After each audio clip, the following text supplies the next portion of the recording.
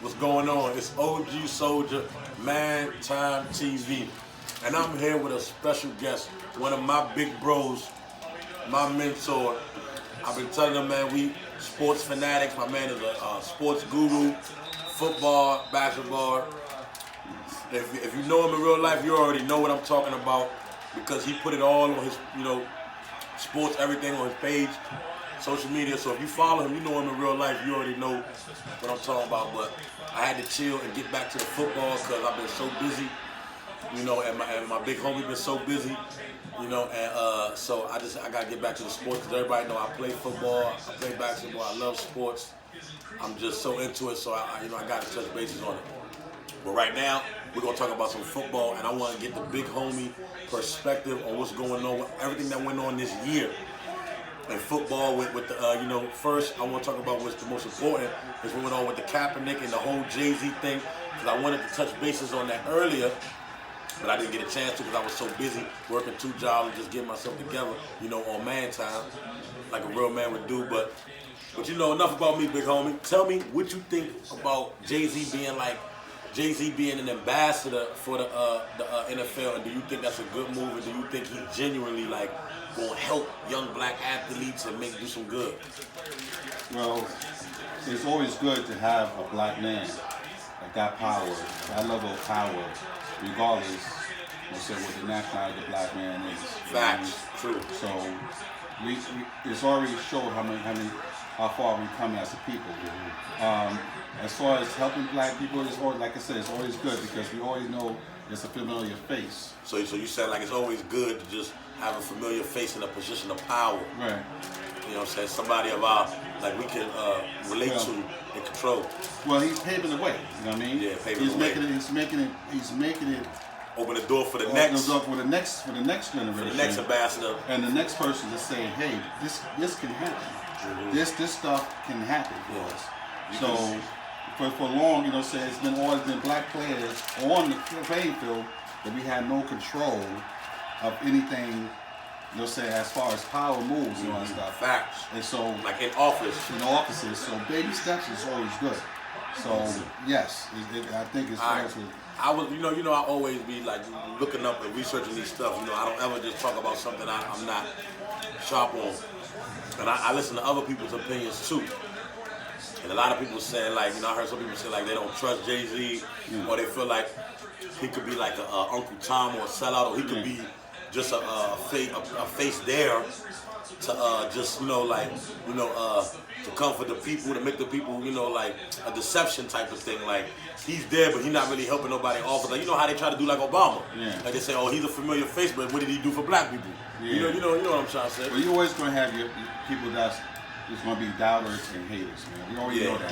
Whether it's coming from people hating on me, from the white race, or it's coming from our own race, there's always going to be doubters. You know what I mean?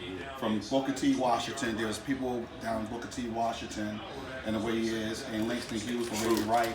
So this is a known fact. So this is the known fact that there's always going to be haters. You know what I mean? But Jay-Z is a businessman, and you don't expect a businessman to do less. It's all about business. You know what I'm saying? But he proved that too, though. Yeah. So, is he going to do everything? That he can do? Maybe not. He can't do. But he's probably going to be limited. Even with the power he has, he's still going to be limited. Remember, it's still. That's true. He still only got his foot in the door. He's not an owner. Right. So he's not an owner.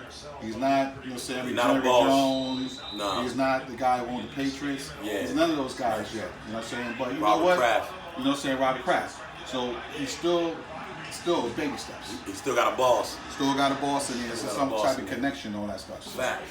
All right, so tell me now. All right. We're going to give Jay-Z his fair shot. Man, respect man. We're going to give him a shot until he shows us different.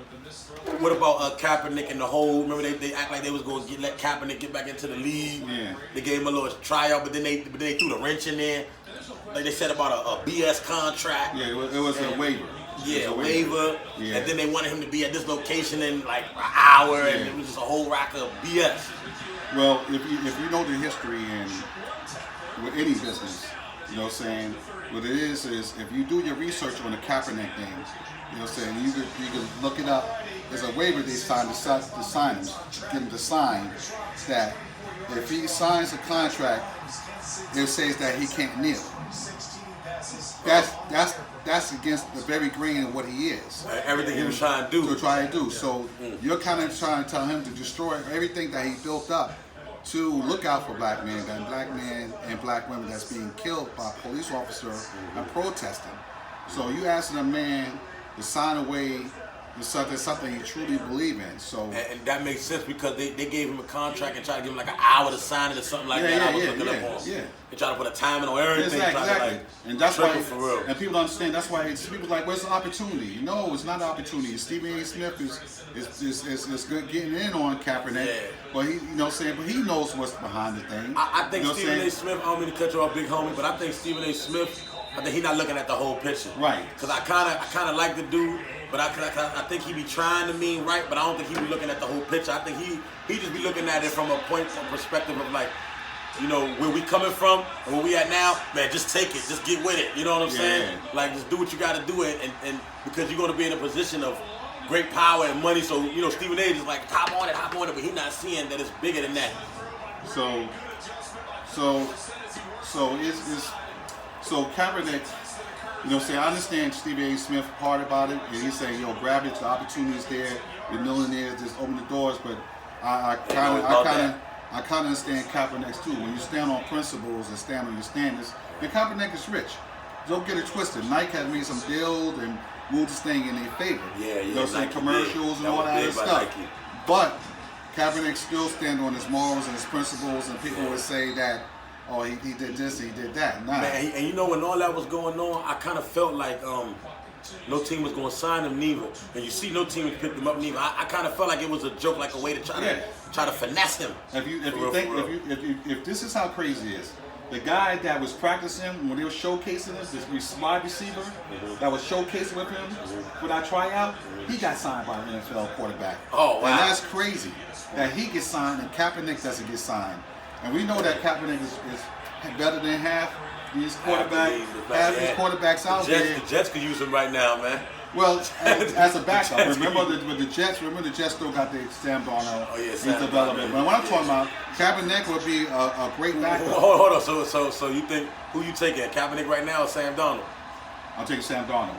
You taking Sam Darnold? Because the reason why, because the Jets are in the development stage. Cap like a baby Lamar Jackson. Yeah, but he hasn't played football in 3-4 years. Sam Darnold, they invested the draft choice, first round. So you got to be Sam Darnold do realistic. look good though. When you get some weapons around him, offensive line, he does look good. But see, somebody like Miami, who's playing the Patriots right now, they could sign Kaepernick. Miami could definitely sign Kaepernick. Cincinnati Bengals. They could sign Kaepernick. But they're definitely gonna lose Andy Dalton. Because we had a first round quarterback that they trying to invest in and trying to develop. He was a starter last year, so you don't want him taking steps backwards. So what do you think about? You think Kaepernick gonna ever get a job? Think they gonna ever get that man another chance again? I'm gonna be realistic, man. I don't think Kaepernick is ever going to see inside the NFL ever again. Ain't no debate right there. I think I agree with you on that one too, man. I think that one little workout was bogus. Was like a real setup. It's the NFL saying like, it was real bogus. Listen, just like the NFL when they made that thing mandatory to interview black coaches, they say, look, it's mandatory that you interview one black minority coach, right? Yeah. And people just, I'm gonna interview two guys. See, and I say, I interviewed two guys. See, look out, don't hire none of them. So that's what they, saying these sports pro teams about, man. So. It's been a real crazy year, and if you following me on Man Time, I did a couple videos at the beginning of this season. I made a couple predictions, and you can go back and look at them on my football videos. I told people that the Patriots would not be number one, and they were not the favorite. I told people at the beginning of the year that this season would be up for grabs, and it was going to be an exciting year, which has been a very exciting year. Eagles and the Cowboys for the division. Everybody thought the NFC East was going to be better. They became trash. The NFC South, nobody seen them coming. The San Francisco, the Seattle. We all knew Seattle was decent, but nobody seen this. Turn the TV down. But nobody seen this though from Seattle. We knew that that San Francisco was decent, but nobody seen this from San Francisco. If anything, we thought that the Rams would win the division again.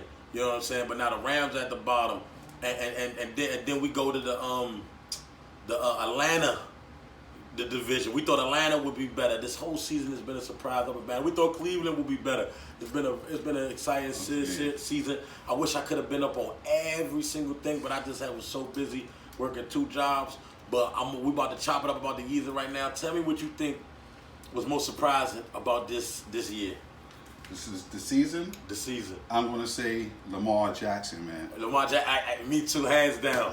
Lamar Jackson. I knew the boy was gonna be good, but I didn't see this coming neither. There's 4 quarterbacks that's picked before him.